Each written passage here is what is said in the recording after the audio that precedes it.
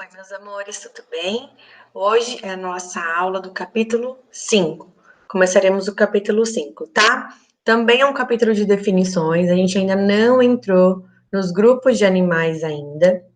Espero que os capítulos anteriores esteja tudo bem, tá bom? Então vamos começar.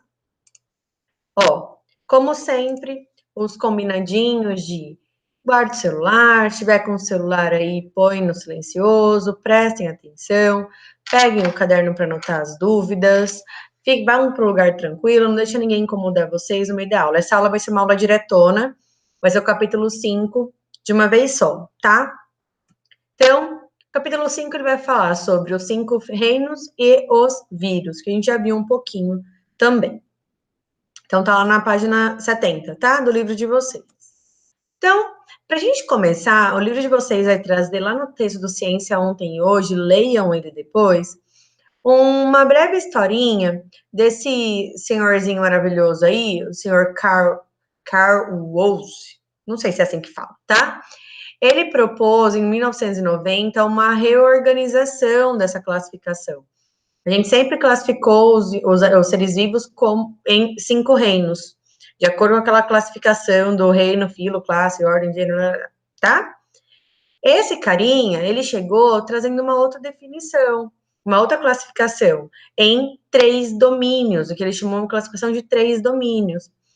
Então, ele dividiu, aí, ó, os organismos formados por células procarióticas, ele dividiu os procariontes em eubactérias, que são as bactérias verdadeiras, têm características de bactérias mesmo, e as arqueobactérias no reino das arqueias, arcais, ou como vocês queiram chamar. Essas arqueobactérias, elas são um pouco parecidas com os protozoários, tá? Mas aí eles dividiram, então, os procariontes, então, aqueles organismos que têm célula procarionte, sem núcleo definido, com DNA soltinho no citoplasma, material genético solto no citoplasma, se dividiram em 2 grupos, eubactéria e arqueia, tá? E os organismos com células eucariontes, então os organismos com as células organizadinhas, com núcleo, material genético guardado no núcleo, ficou então no grupo dos eucárias, que o nome já vai fazer a gente lembrar dos eucariontes. Então, no eucária ficou quem? Os protistas, fungos, plantae e animalia, tá? Para o que é isso? Calma, vou explicar. Nesse caso, os 3 domínios, dos 5 que existem, ele excluiu, que é o reino Monera. Porém, para ser mais didático, todos os livros de ensino ainda usam os 5 reinos. Os 3 domínios, eles são utilizados muito mais em universidades, tá? Então, nós vamos dar os 5 reinos, nós vamos falar dos 5 reinos. Os 3 domínios é só para que vocês saibam que hoje em dia o mais aceito é a divisão em 3 domínios e não em 5 reinos. Porém, para ser mais didático, como a gente está introduzindo esse ensinamento agora, nós vamos começar pelos 5 reinos, para que vocês saibam quais são e as características de cada um, ok? Então, aqui é só para mostrar para vocês. Esse aqui seriam os 3 domínios, então, eubactéria, das bactérias, o domínio da eubactéria, da arqueia, da arqueobactéria, e eucária, animalia, fungo, plantae e protista. Quais são os 5 reinos que a gente estuda hoje? Esses daqui, ó. Em amarelo, reino Monera. Em laranja, reino protista. Em rosa, animalia. Em azulzinho, fungi. E em verde, plantae. Nós vamos falar de cada um deles, quem está aqui dentro e as características. Depois que a gente acabar, voltem nessa imagem para vocês identificarem, tá? Os exemplos aí. Fica até mais fácil de vocês também terem isso mais decoradinho na cabeça, tá bom? Mas antes, a gente precisa fazer algumas definições, tá?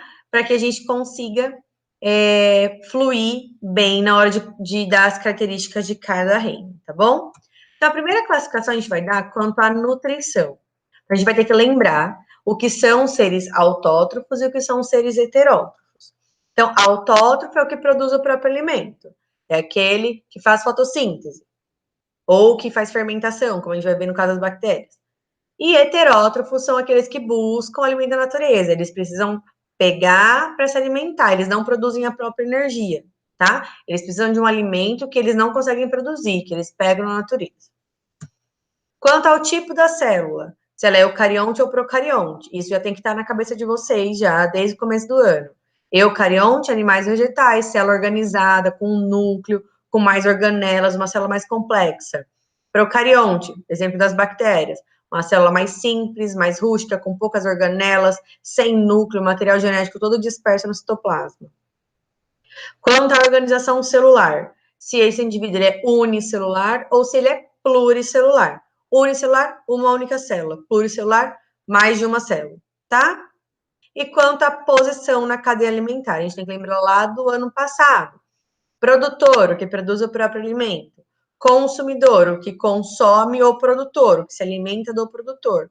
E decompositor, o que se alimenta de todos os seres vivos mortos, sendo ele produtor ou consumidor. Ok? Então, definições básicas. Nós vamos para uma imagem, que é do livro de vocês. Não era isso que eu ia falar, não. Eu estava achando que era outro slide já. Essa imagem aqui é do livro de vocês. Ele trouxe aí os nossos 5 reinos. Quais são os nossos 5 reinos? Monera, protista, fungi, plantae e animalia. O protista está aqui em 2, por quê, prof? Porque o protista nós vamos ter protozoários, nós vamos ter algas dentro do mesmo grupo, tá bom? Eu vou deixar uma atividade para vocês quanto a isso também na plataforma. Então, nós vamos criar uma tabela. Criem essa tabela no caderno de vocês. Ela não tem no livro. O livro de vocês traz parágrafozinhos explicando cada reino. Façam essa tabela no caderno ou imprimam essa tabela e colhem no caderno, tá? Ela é mais fácil para vocês decorarem, para vocês entenderem, terem as definições para uma hora da prova, beleza? Primeiro reino que a gente vai conversar, o Monera. Quem faz parte do reino Monera? As bactérias. Qual é o tipo de célula das bactérias? Procariontes, porque bactérias são seres mais simples. Se eles são procariontes, nós vimos que as células procariontes possuem parede celular, que é mais uma camadinha depois da membrana. Organização celular, então, eles são seres unicelulares. Bactérias só têm uma única célula. Qual a forma de nutrição delas? As bactérias elas vão poder ser autótrofas ou heterótrofas, tá? Tem as bactérias que fazem fermentação, que produzem o seu próprio alimento, e nós vamos ter bactérias que buscam alimento na natureza, tá? E na cadeia alimentar, qual que é a posição do pessoalzinho aí do reino Monera? 3. Produtor, consumidor ou decompositor. Eles podem estar nos 3 níveis, tá? Próximo grupo, prototista, ou também protista, é o reino dos protozoários e algas. Aqui, as células já serão eucariontes, são um pouco mais complexas que as moneras, vão ter mais estruturas. Podem ter parede celular ou não. Aqui, a maioria é unicelular, mas nós também temos indivíduos pluricelulares. Por exemplo, a gente vai lembrar disso por quê? Porque a gente tem as algas. A gente não enxerga a alga, a gente não vê a alga. A alga, então, é pluricelular. Também serão autótrofos ou heterótrofos, então eles vão produzir o próprio alimento ou buscar na natureza. Quem produz o próprio alimento aqui nos protozoários, por exemplo? As algas fazem fotossíntese, tá? E também vão fazer parte dos 3 grupos da cadeia alimentar: produtor, consumidor ou decompositor. O reino fungi. Quem faz parte do reino fungi? Os fungos. Fungos, mofos, bolores, leveduras. Todos eles são eucariontes, têm uma célula mais complexa, então, com material genético guardadinho no núcleo. Vão também ter ou não parede celular, isso vai depender deles, aonde eles vivem, qual é a função deles. A maioria é pluricelular, que nós vemos os fungos, mas também temos unicelulares, como os que podem ficar aí, os esporos aí soltinhos no ar, tá? São todos heterótrofos, todo fungo vai buscar o alimento na natureza, e eles vão ser consumidores ou decompositores, tá?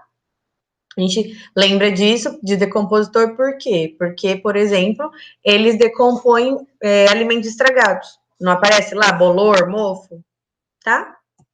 O outro grupo, plantae, que é o grupo das plantas. Então, plantas são seres também eucariontes, com parede celular, porque toda célula vegetal, nós também vimos isso no capítulo anterior, toda célula vegetal tem parede celular. Eles são pluricelulares, porque toda planta a gente enxerga, se a gente enxerga é porque tem mais de uma célula, né? Se a gente não enxerga por microscópio. As plantas são autótrofas, elas fazem fotossíntese, então elas produzem o próprio alimento, produzem a própria energia. A gente se alimenta para obter energia. E, no caso da cadeia alimentar, as plantas são produtoras, tá? São a base da cadeia alimentar. E, por fim, não menos importante, o reino animalia, que são os animais. Então, são eucariontes, lembre-se que estamos no reino animalia, então, eucarionte, as células, não temos parede celular, somos seres pluricelulares, né? Nosso tamanho já diz isso. Somos heterótrofos, que eu saiba, ninguém aqui faz fotossíntese, nem os outros animais. E nós somos consumidores, por isso, não fazemos fotossíntese. Ok? Mais uma vez, tenham essa tabelinha no caderno, vai ficar muito mais fácil a gente ver isso, tá? E os vírus, prof? Como que é? Bom, os vírus, eles não vão estar em nenhum dos 5 reinos, vocês perceberam.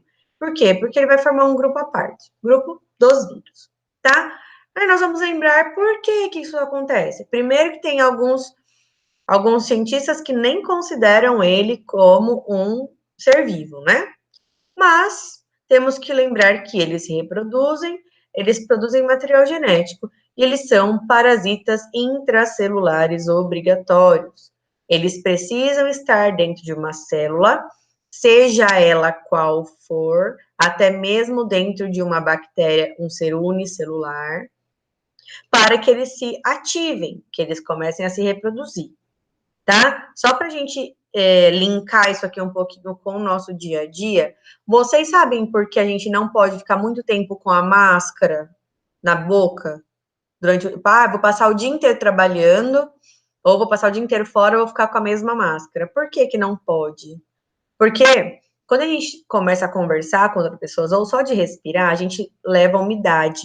Essa umidade fica na máscara. Nessa máscara pode ficar, então, bactérias vindas da nossa boca. Como essas bactérias estão na máscara, o vírus bonitinho, bem sem vergonha, como ele é um parasita intracelular obrigatório, ele pode entrar em uma bactéria que está na máscara e entrar de volta para o nosso organismo. Por isso que as máscaras devem ser trocadas a cada 2 horas no máximo. Tá? Beleza? Essa curiosidade foi legal? Lembrando que coronavírus é um vírus. Coronavírus. Beleza? Então, aqui eu trouxe para vocês só umas imagenzinhas de uns exemplos de vírus aí, tá? Não tem o coronavírus, mas vocês já estão cansados de ver como ele é, né? Então, beleza. Ainda sobre os vírus, o livro de vocês traz só para que vocês tenham uma ideia do tamanho dos vírus. Vejam aí, deixa eu só pôr uma canetinha aqui. Ó, o vírus é esse aqui, ó. Esse bonitinho, parece um robozinho aqui. Vejam o tamanho dele em comparação, por exemplo, com uma organela. O cloroplasto é uma organela vegetal, ou com bactérias, ou com as células, animais e vegetais. Vejam o tamanho, a comparação de tamanho. O livro de vocês tem uma tabelinha falando qual é a quantidade dessas unidades de medida aqui. Depois vocês deem uma olhada, tá bom? Então, é só para que vocês tenham noção do tamanho do vírus em relação a outros indivíduos. Por isso que a máscara é tão importante e que ela seja uma máscara feita para isso, uma máscara com várias camadas, uma máscara mais específica, tá? Porque o vírus ele é muito pequeno, ele penetra em qualquer poro de tecido.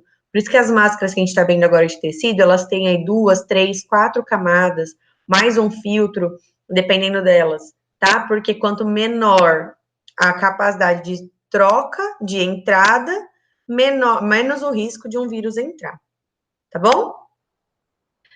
Sobre as viroses, doenças causadas por vírus, a gente vai ver essa tabela aqui no livro de vocês também.